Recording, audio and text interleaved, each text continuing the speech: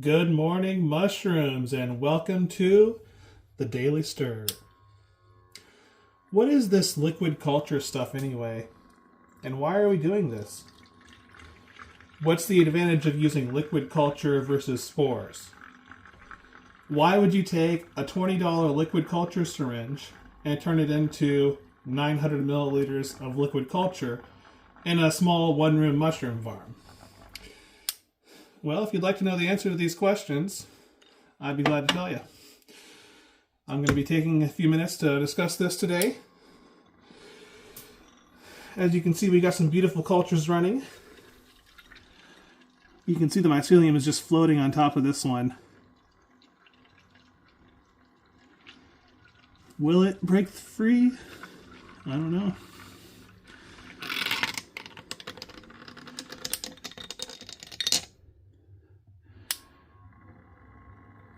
Turn it up. We got a big mat right here.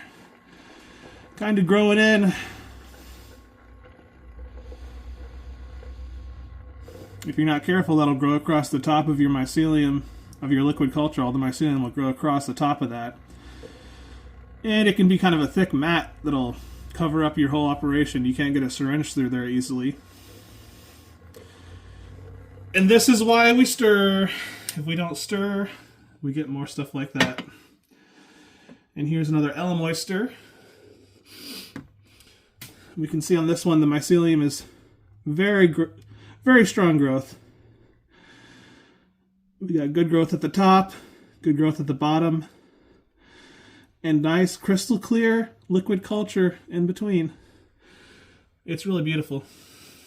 And we stir. So, the reason you want to use liquid culture is partially because it's easy. You can take one syringe of liquid culture, expand it out to a clean material like this, and then all this liquid culture can be used to make dozens and dozens of mushroom blocks, even hundreds of mushroom blocks. Well, that's a pretty good solution if you consider the alternative is buying a new liquid culture syringe every time you want to make a new mushroom block, or 10 mushroom blocks. Or if you want to buy grain spawn, $25, $30 for a bag of grain spawn. How long is that going to last you? How many blocks can you make with that? And it's going to go moldy after you open it for the first time. Those are things I worry about. But I decided to go this route with liquid culture, and so far, having good success. I have some grain bags cultivating. This is a Florida oyster. Not so much growth on top with this one, but there is some little tiny wispy mycelium here. It's in there, but there's definitely strong growth at the bottom of this. So, I use it for a variety of reasons, but the main reason is because it's an easy way to keep a lot of mushrooms ready to grow. Represented inside this 300 milliliter container is 30 10 milliliter syringes. Each one of those 10 milliliter syringes could make 10 more jars. Or it could make 3 to 5 grain bags. And each one of those grain bags could make 5 to 10 5-pound blocks. This can be quickly and easily expanded. And I don't have to refrigerate it. It's sanitary, sterilized before inoculation. It just hangs out in these jars in my little one-room mushroom farm. And we stir it every other day. This is a Pohu oyster. Oh look, you got a little island there of mycelium. Yeah, it's in there. Here,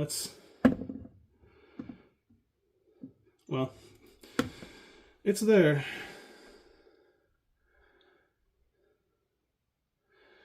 So, I'll be making a longer form video discussing the benefits of liquid culture, recipes. But when you have a liquid culture, it's going to be a clone of the organism that you created the culture from.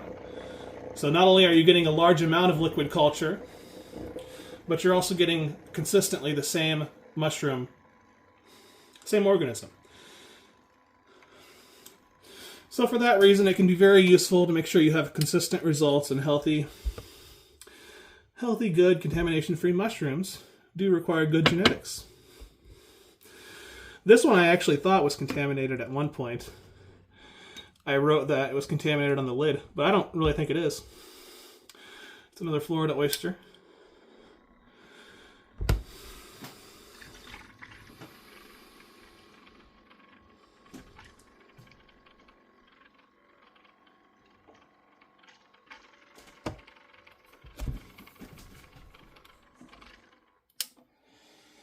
And sometimes you don't stir them very long. It doesn't take very long to stir them. And this is the patty straw. It's got a very orange color to it. I mean, they're all kind of orange, but definitely has its own color that I added to the liquid culture. And this has already been harvested once. That's why there's less liquid in here. I stuck 10 syringes through the top of this lid, through the syringe port. And I was able to take out 100 milliliters of culture that way. No contamination that I can see. We'll talk about the lids, how I made the lids. Talk about how to pressure cook them, what I recommend for recipes. Glad to share all that information. The more people subscribe and comment, the more motivated I am to do this. Definitely glad to share all the information I have. The thing about the internet is, when you're learning how to do stuff, there's a lot of people that can tell you a lot of different ways to do it. And until you actually start doing stuff, you don't know what's going to work. You don't know what's right and wrong. So you just have to keep going. I picked a recipe. I went with it. I didn't make 6 different liquid culture recipes. I didn't try, 14 different methods. I said, this is what we're going to try. This is what we're going to do. And I did it. This one's got mycelium growing up on the edges. It almost looks like a spider web.